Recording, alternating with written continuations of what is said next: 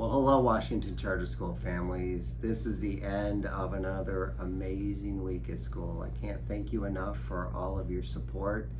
Your children are incredible. It brightens my day every single day when I see their bright and smiling faces as they walk in the gate in the morning, when I see them at lunch or at recess, at the end of the school day, or as I'm walking through classes. So your support of the school does not go unnoticed, and we greatly appreciate it. We also know that we have busy schedules, and some of you very much wanted to come to transitional kindergarten, or first through fifth grade back to school night, and your schedules just didn't allow you to do so. And there was some information that we shared that evening that I just wanted to go over with you right now. So if you'll indulge me, I'm going to kind of look up and down at my piece of paper, but again, we're all about relationships at the school. The relationships between our students and their teachers, relationships between our staff and our parents, relationships between our parents and our students, and our relationships with our community.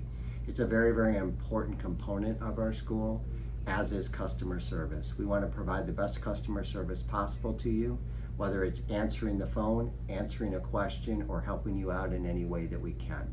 We always want to improve, and we're always striving to improve. But as I talk about relationships, those first couple of weeks of school, that's what we really spend the majority of our time on. There's plenty of time for academics through the course of the year, but if a child doesn't feel like they have a connection with their teacher, or they don't feel comfortable within a classroom setting, it makes learning much more difficult during the course of the year. Conversely, if they've got that great relationship with their teacher, if they're excited about coming to school, if they're excited about learning, then the sky's the limit, and our teachers can do so much more. So there's 180 days in the school year. If we spend the first 10 to 15 days most heavily focused on relationship building, that's okay, because we're going to more than make up for it in the remaining 165 to 170 days. Speaking of those 180 days, it's really, really important that your children come to school every day, and we hope that they're on time. There's a number of different incentives that we do within the classroom and within the school setting for our students who come to school every day and on time. But the bottom line is the school day is almost 7 hours long, and you're not able to replicate at home everything that we are able to do at school within that 7-hour block of time. The other thing is, it's a huge financial benefit to your children and our school when they come to school. Depending on their grade level, during the course of the year, your children generate anywhere between $11,000 and $14,000.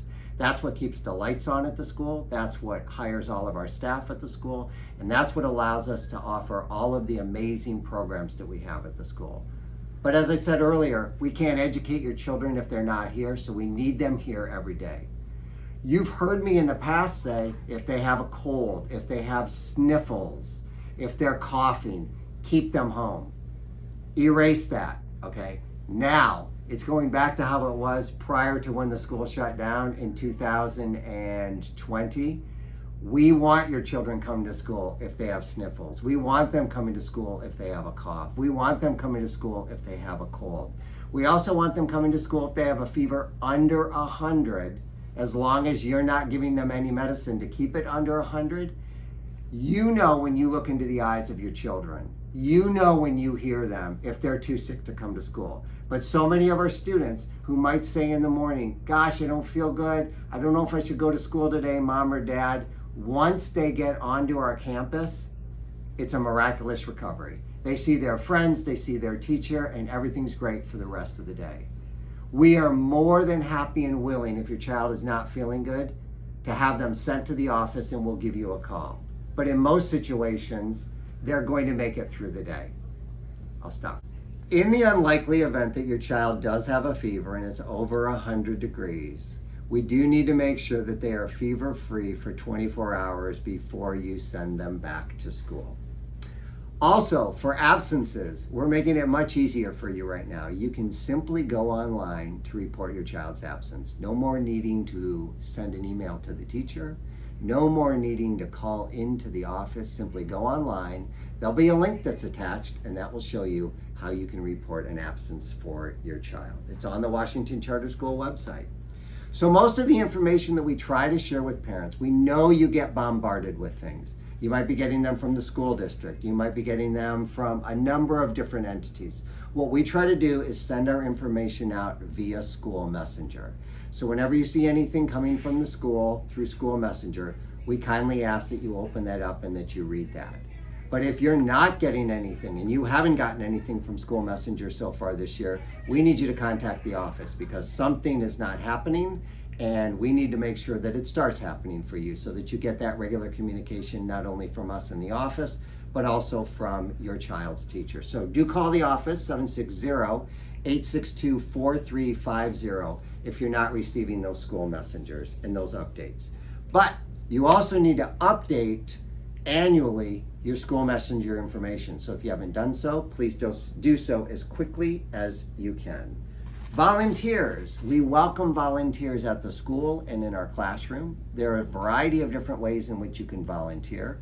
You're going to want to reach out to your child's teacher if you were not able to attend back to school night so that they can give you more information as far as volunteering in the classroom. But there's two levels, I'll call them two levels of volunteering at the school. One is if you are a non-supervisory volunteer. You can still volunteer in the classroom. It's just you cannot be alone with a child. And alone with a child might be walking them up to the office.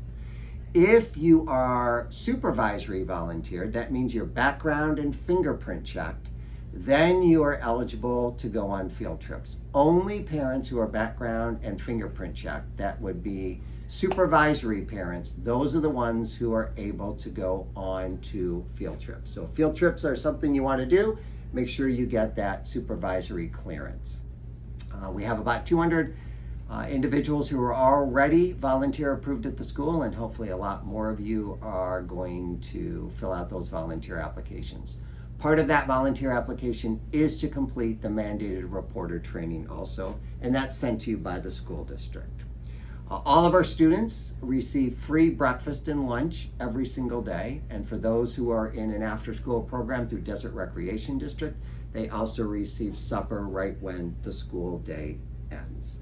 We care very much about the academics for your children, but just as much as we care about the academics, we care about their social emotional health. So our school counselor, Mrs. Pita, along with our teachers, really put a lot of time, effort, and focus into the social emotional needs of our children. We do want to know if your children are sharing at home that they're having any type of a challenge at school. Reach out to your teacher or reach out to Mrs. Pita. There are times when a child makes a choice that might not be in their best interest. We're all human, and children are no different. I tell children every single day, Mr. Lehmann wishes that he had a do-over. There's not a night that I go to bed where I haven't said there's at least one thing during the course of the day that I might have been able to do better. So it's no different for you, and it's no different for your children. We do understand that these things happen, and they happen for many children on a very rare occasion. So there are different forms of discipline at the school. Some of the things are very, very small within the classroom. The teacher might just talk to your child, and that's all it's going to be.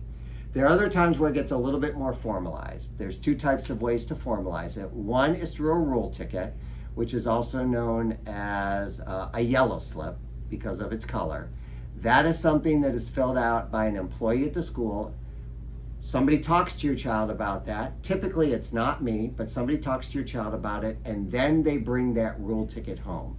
That rule ticket's brought home for you to look at, for you to follow up with your child, for you to give them additional guidance for them to be successful at school, and then you need to sign it and put it in the backpack and send it back to your child's teacher. If for some reason you forget to send the rule ticket back, please immediately email your teacher because your teacher is going to be looking for it the next day.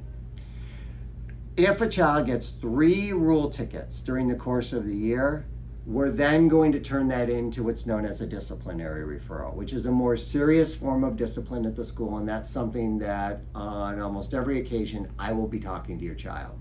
So I'm going to talk to your child about those 3 rule tickets, and then I'm also going to be placing a phone call home to you, so that the 3 of us can work together, home, school, and child, so that we can make sure that we ensure for future success for your child and that it doesn't get repeated. If a child gets 3 referrals during the course of the school year, here's a big difference. They will not be eligible to go to Water Day. Many of you who attended Back to School Night heard this in the Back to School Night presentation, but it's very important for our families who are not able to attend to know that. So 3 referrals during the course of the year, they won't be able to participate in the end of the year water party. And then the end of the year water party is also at the discretion of the classroom teacher, based on behavior, not based on schoolwork. A couple of final items that I'd like to cover with you is for the safety and security of all of our students. There are a number of different measures that are in place at the school, including Mr. Peters, who is our security agent, along with new cameras that have been posted at various locations of the school.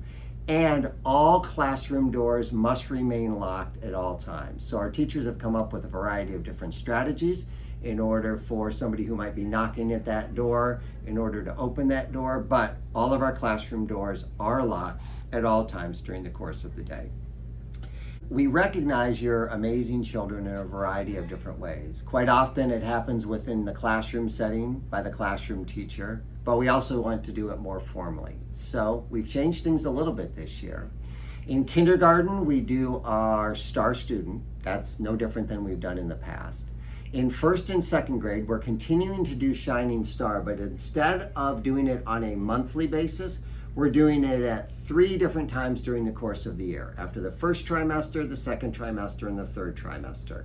And we're going to be recognizing up to 6 students from each one of the classrooms. So that's an opportunity to fill our stage with our Shining Star students. In 3rd, 4th, and 5th grade, we're going to be recognizing our students for their academic accomplishments through honor roll and through their behavior and good choices at school through effort roll. The great part about this is every single 3rd, 4th, and 5th grade student on a trimester basis will be eligible to be up on our stage to receive either honor roll or effort roll recognition. I want to thank you for your continued support of the school. If you have any questions, please don't hesitate to reach out. My email address, Allan, ALLAN, .Lehmann, LEHMANN, @desertsands.us, or you can call the office, 760-862-4350. Thank you.